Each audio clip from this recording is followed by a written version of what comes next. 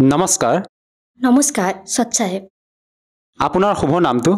মোৰ নাম লিলি কোচ। আপুনি কোন ঠাইৰ পৰা আহিছে? মই অসমৰ ধুবুৰী ডিষ্ট্ৰিক্টৰ পৰা আহিছোঁ। সন্ত ৰামপাল গুৰুৰ মাজৰ পৰা আপুনি নাম দীক্ষা কেতিয়া লৈছিল? মই 2019 চনৰ আগষ্ট মাহত লৈছিলোঁ। তেখেতৰ পৰা নাম দীক্ষা লোৱাৰ আগতে আপুনি পৰম্পৰাগতভাৱে কিবা ভক্তি সাধনা কৰিছিলনে? জি হয়, মই পৰম্পৰাগতভাৱে যিটো আমাৰ সমাজে ভক্তি কৰে, ব্ৰহ্মা বিষ্ণু মহেশ কৃষ্ণ দুৰ্গা দেৱী এইবিলাকৰ ভক্তি কৰিছিলোঁ। আপুনি যিহেতু ব্ৰহ্মা বিষ্ণু মহেশৰ ভক্তি সাধনা কৰিছিলে, সেই সাধনাবিলাক আপুনি গুৰু ধাৰণ কৰি কৰিছিল নে এনেই কৰি আছিল? যি মই গুৰু ধাৰণ কৰা নাই, এনেই কৰিছিলোঁ। ঘৰত পূজা পাতি হৈছিল, তাত কৰিছিলোঁ, ভক্তি দিছিলোঁ, সেইটোৱেই কৰিছিলোঁ। আপুনি যিহেতু পৰিয়ালৰ লোকে কৰাৰ দৰে যিবিলাক ভক্তি সাধনা পৰম্পৰাগতভাৱে আপুনি কৰি আছিলে, ইয়াৰ পিছতো আপুনি সন্ত ৰামপাল মহাৰাজৰ শৰণলৈ কিয় আহিব লগা হ'ল? যি মই গুৰু মহাৰাজৰ শৰণত অহাৰ আগত মোৰ দেউতাই গুৰু মহাৰাজৰ দীক্ষা লৈছিল 2013 চনত। তো তেখেতে আমাৰ ঘৰত টিভি আছিল, টিভিত সাধনা চেনেল আছিল। সাধনা চেনেলত গুৰুজীৰ সৎসংগ আহিছিল তেতিয়া 8 বজাত। সেই 8 বজাত গুৰুজীৰ সৎসংগ চলাইছিল। তো কেইবছৰমান 2-3 বছৰমান মই সৎসংগ চাইছিলোঁ। চোৱাৰ পিছত গুৰুজীয়ে তাত শাস্ত্ৰত যিটো লিখা আছে সেইটো প্ৰমাণ সহিত গুৰুজীয়ে বুজাই দিছিল। আৰু সেই জ্ঞানটো মই গুৰুজীৰ কৃপাত, সন্ত ৰামপালজী মহাৰাজৰ কৃপাত বুজি পাইছিলোঁ। বুজি পোৱাৰ পিছত মই তেখেতৰ শৰণত আহি নাম দীক্ষা লৈছোঁ। আপুনি যিহেতু আপোনাৰ অনুভৱ দাঙি ধৰিলে যে আপুনি সন্ত ৰামপাল গুৰু মহাৰাজৰ মংগল প্ৰবচন শুনি তেখেতৰ জ্ঞান বুজি সন্ত ৰামপাল গুৰু মহাৰাজৰ শৰণাগত হৈ ভক্তি সাধনা কৰি আছে। আমি আপোনালোকৰ গুৰু সন্ত ৰামপাল গুৰু মহাৰাজৰ শিষ্যসকলৰ যেতিয়া অনুভৱ চাওঁ, তেওঁলোকে নিজৰ অনুভৱ দাঙি ধৰে যে সন্ত ৰামপাল মহাৰাজৰ পৰা নাম দীক্ষা লোৱাৰ পিছতে বিভিন্ন প্ৰকাৰে লাভ পোৱা বুলি। আপুনি তেখেতৰ পৰা নাম দীক্ষা লোৱাৰ পিছত কেনেধৰণৰ লাভ পাইছে সেই অনুভৱ আমি জানিব বিচাৰিছোঁ। জি হয়, পৰমাত্মা গুৰুজীৰ কৃপাতটো বহুতেই লাভ পাইছোঁ, এতিয়াও পাই আছোঁ।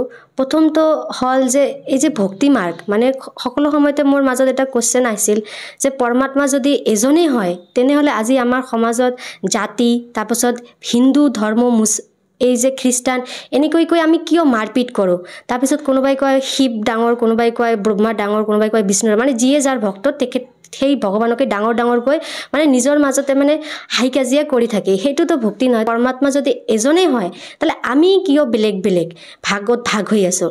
সন্ত ৰামপালজী মহাৰাজৰ জ্ঞানৰ পিছত সেইটো পাইলোঁ যে পূৰ্ণ পৰমাত্মা কবিৰ পৰমাত্মা হৈছে সেই পূৰ্ণ পৰমাত্মা যিয়ে মুখ্য দিয়ে। বাকী দেৱ দেৱীবিলাকৰো ক'ত কাৰ স্থান সেইবিলাকো পৰমাত্মাই প্ৰমাণ সহিত বুজাই দিছে।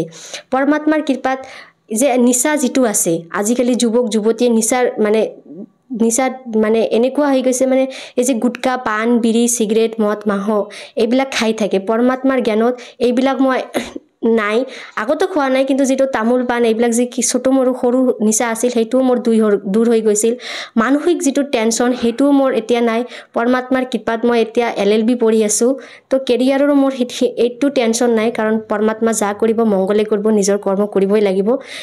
সেইটোৱেই লাভ পাইছোঁ। আৰু শাৰীৰিকভাৱে যিটো বেমাৰ আজাৰ সেইটোৰ পৰাও মুক্তি পাইছোঁ। সেইটোৱে। আৰু আমাৰ পৰিয়ালত হাই কাজিয়া একো নাই, সেইটো পৰমাত্মাৰ কৃপাত মোৰ দেউতাও লৈছে শৰণ, মাকো লৈছে শৰণ। এইটো এটা সুস্থ পৰিৱেশ হৈছে। আৰু পৰমাত্মাৰ কৃপাত বহুতো পাপ কৰ্মৰ পৰা মুক্তি পাইছোঁ। তাৰপৰ ৰিলছ ফিল্ম যে এইবিলাক দেখি যে সময় যিটো নষ্ট হয়, সেইটোও পৰমাত্মাৰ কৃপাত দূৰ হৈ গৈছে।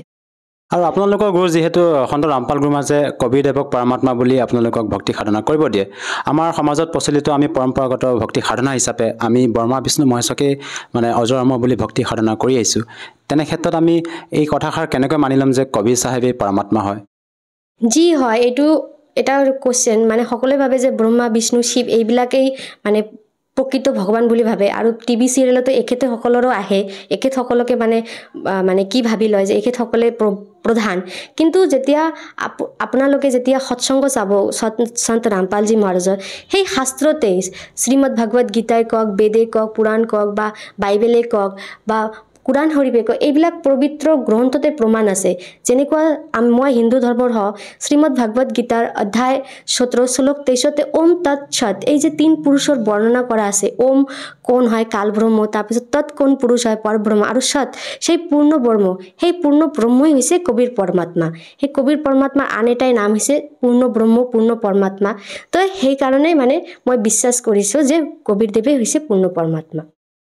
আৰু যেহেতু আপুনি এতিয়া বিশ্বাস কৰি পেলাই কবিৰ দেৱকে পৰমাত্মা মানি ভক্তি সাধনা কৰি আছে সন্ত ৰামপাল গুৰুমাজে যি আপোনালোকক জ্ঞান প্ৰদান কৰিলে সেই হিচাপে এই ক্ষেত্ৰত আৰু এটা কথা জানিব বিচাৰিছোঁ যেহেতু আমাৰ ভাৰতবৰ্ষত লাখৰ তুলনাত আধ্যাত্মিক গুৰু আছে তেনে ক্ষেত্ৰত আমি এজন প্ৰকৃত সৎগুৰুক কেনেকৈ নিৰ্ণয় কৰিম যে ভাৰতবৰ্ষততো লাখো সৎগুৰু আছে কিন্তু যেতিয়া তেখেতসকলৰ মানে সৎসংগ বা তেখেতসকলৰ যিটো জ্ঞান চৰ্চা শুনিব তেখেতসকলে যিটো জ্ঞান চৰ্চা দিয়ে সেইটো দিয়ে দন্থ কথা তাত কোনো মানে প্ৰমাণ নিদিয়ে মানে যিয়ে মানে কৃষ্ণৰ ভক্ত তাহলে কৃষ্ণই কৈ থাকে যে কৃষ্ণই মহান কৃষ্ণৰে ভক্তি কৰা কোনোবাই ৰাধাৰ কয় ৰাধা কিন্তু বেদত কি লিখা আছে শ্ৰীমদ ভাগৱত গীতাত কি লিখা আছে কোৰাণ শৰীফ বা 18 পুৰাণত কি লিখা আছে সেইবিলাক কেতিয়াও তেখেতসকলে পঢ়াই আমাৰ সন্ত ৰামপালজী মহাৰাজ যেনেকৈ পঢ়াই দেখুৱাই বুজাই দিয়ে সেইটো কোনো জগতত যিবিলাক গুৰু ধাৰণ কৰি আছে সেইবিলাক কোনো দিনৰ মানে আজি পৰ্যন্ত কেতিয়াও বুজাই নিদিয়ে কাৰণ তেখেতসকলৰ সেইটো জ্ঞানেই নাই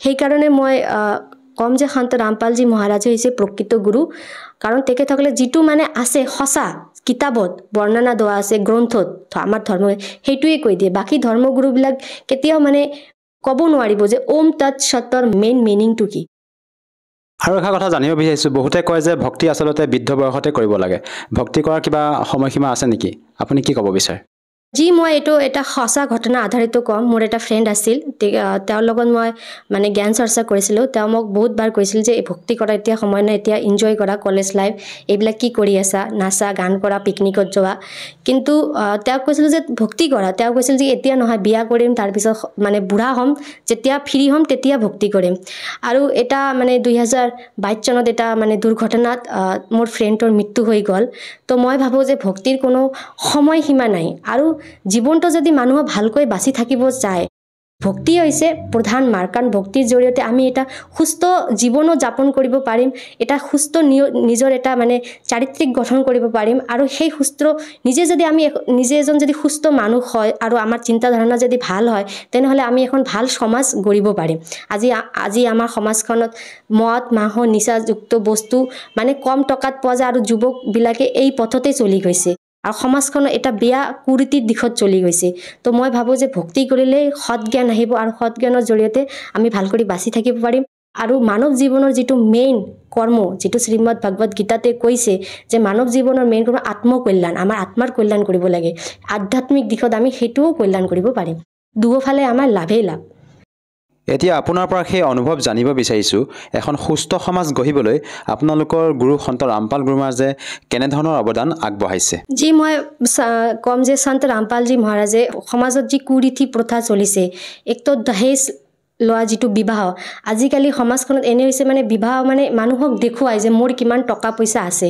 আখল যিটো বিবাহৰ মিনিং সেইটোৱে বুজি নাপায় এজন দুখীয়া মানুহৰ যদি মানে অলপ বিঘা যদি জমি থাকে যিটো কৰি তেখেতে জীৱন নিৰ্বাহ কৰে বেটিৰ ছোৱালীৰ বিবাহৰ কাৰণে সেইটোও বিক্ৰী কৰি দিয়ে তাৰপিছত কোনোবাই লোনো লয় মানে লৈ বিবাহ দিয়ে মানে মানুহক দেখুৱাই যে এইটো কিন্তু সন্ত ৰামপালজী মহাৰাজৰ সেইটোৱে মানে কি হয় যে কোনো দহেজ নলোৱাকৈ গুৰুজীৰ নামদান ক্ষেত্ৰত বিনামূলীয়াকৈ বিবাহ হয় এই বিবাহত অসুৰ নিকন্দন ৰমণী পঢ়োৱা হয় তাত সন্ত ৰামপালজী মহাৰাজে সমাজত যিটো যৌতুক প্ৰথা যিটো কুৰীতি চলি আছে যাৰ কাৰণে আজিকালি মানুহ ছোৱালীক নিজৰ মাথাৰ বোজ বুলি ভাবে এইটো মই দেখিছিলোঁ মানে কয় মোৰ মাথাত এতিয়াও বোজ আছে কাৰণ মোৰ ঘৰত এজনী কুমাৰী ছোৱালী আছে কিন্তু সন্ত ৰামপালজী মহাৰাজৰ যিটো মানে যে নহয় ছোৱালী ল'ৰা সকলোৱে সমান ঠিক আছে আৰু বিবাহটো হৈছে যে দুজন মানুহৰ নিজৰ ইচ্ছাত একেলগে নিজৰ জীৱন যাপন মানে থাকিব তো সন্ত ৰামপালজী মহাৰাজৰ সান্নিধ্যত তেখেতসকলৰ যিবিলাক মানে ভক্ত আছে কোনো যৌতুক লোৱাও নাই দিয়াও নাই বিনামূলীয়াকৈ 33 কোটি দেৱী দেৱতা যিবিলাক আমাৰ আছে হিন্দু ধৰ্মত তেখেতৰ সাক্ষী তাৰপিছত পৰমাত্মাৰ সাক্ষী লৈ অসুৰ নিকন্দন ৰমতি স্তুতি কৰাই এই বিনামূলীয়া বিবাহ কৰোৱা হয় তাৰপিছত এই মদ মাছ মাংস জীৱ হত্যা তাৰপিছত টিভি চিৰিয়েল যে বেয়া গান ছবি এই যে আজিকালি যুৱকবিলাক যে এই দিশত গৈছে পৰমাত্মা সেইটোৰ পৰাও দূৰত ৰাখে তাৰপিছত পৰমাত্মাৰ ৰক্তদান শিবিৰ তাৰপিছত যেতিয়াই সমাজত কিবা মানে দুৰ্ঘটনা ঘটে আমি ৰিসেন্টলি দেখিলোঁ পৰমাত্মাৰ মানে সন্ত ৰামপালজী মহাৰাজৰ ছ'চিয়েল মিডিয়াত যে তেখেতৰ ভক্তবিলাকে কেনেকৈ য'ত বান পীড়িত হৈছে বা কিবা কাৰণত কোনো সমাজৰ লোকে যদি কিবা প্ৰব্লেমত এটা মানে ফেচ কৰিছে তেখেতসকলৰ ভক্তই সেই মানে তেখেতসকলক মানে সেই প্ৰব্লেমটো সলভ কৰাৰ কাৰণে সকলো সময়তে আগবাঢ়ি আহে যেহেতু আপুনি সন্ত ৰামপাল গুৰুমাজৰ জ্ঞান বুজি তেখেতৰ শৰণাগত হৈ আজি আপুনি অনুভৱ দাঙি ধৰিলে আমাৰ দৰ্শকসকলৰ সন্মুখত আপোনাক যিসকল দৰ্শকে আজি টিভি স্ক্ৰীনত চাই আছে তেওঁলোকক আপুনি কি বাৰ্তা দিব বিচাৰে আমাৰ যুৱ প্ৰজন্মক যাতে তেওঁলোকেও আপোনাৰ দৰে নাম দীক্ষা লৈ উপকৃত হ'ব পাৰে মই যুৱ প্ৰজন্মক এইটোই ক'ম যে ৰিলছ চাই যিটো আপোনালোকে সময় নষ্ট কৰি আছে মানৱ জীৱনটো বহুত মূল্যৱান আজি আছে আপুনি কালি নাথাকিবও পাৰে তো মই ক'ম যে সন্ত ৰামপালজী মহাৰাজৰ ইউটিউব চেনেল তাৰপিছত টিভি তাৰপিছত ছ'চিয়েল মিডিয়াত তেখেতৰ নাম চাৰ্চ কৰিলে চেনেল আহি যাব তেখেতৰ সৎসংগ এবাৰ হ'লেও শুনক দিনত 24 ঘণ্টা আছে কিমান কাজ তাৰপিছত 3-4 ঘণ্টাটো এনেই মানুহ মানে ব্যৰ্থ কৰে এঘণ্টা টাইম ওলাই তেখেতৰ সৎসংগ চাওক তেখেতে শাস্ত্ৰ বিধি মতে যিটো মানে ভক্তি কৰিব লাগে সেইটো প্ৰমাণ দেখুৱাই পৰমাত্মাই বুজাই দিয়ে তেখেতৰ সৎসংগ এবাৰ শুনক জ্ঞান বুজি পাওক আৰু কম যে তেখেতৰ শৰণত আহক যদিহে কোনো লোকে তেখেতৰ পৰা নাম দীক্ষা ল'ব বিচাৰে কেনেকৈ ল'ব পাৰিব তেখেতৰ যেতিয়া তেখেতৰ ইউটিউব চেনেল বা ছ'চিয়েল মিডিয়া ফেচবুক ইনষ্টাগ্ৰাম বা টিভি চেনেলত যেতিয়া তেখেতৰ সৎসংগ শুনিব তাৰ তলত তেখেতৰ মানে ফোন নাম্বাৰ আহিব সেই ফোন নাম্বাৰত আপোনালোকে যোগাযোগ কৰিব যোগাযোগ কৰিলে বিনামূলীয়াকৈ সন্ত ৰামপালজী মহাৰাজৰ নাম দীক্ষা ল'ব পাৰিব ধন্যবাদ থাকিল জি ধন্যবাদ সৎ চাহেব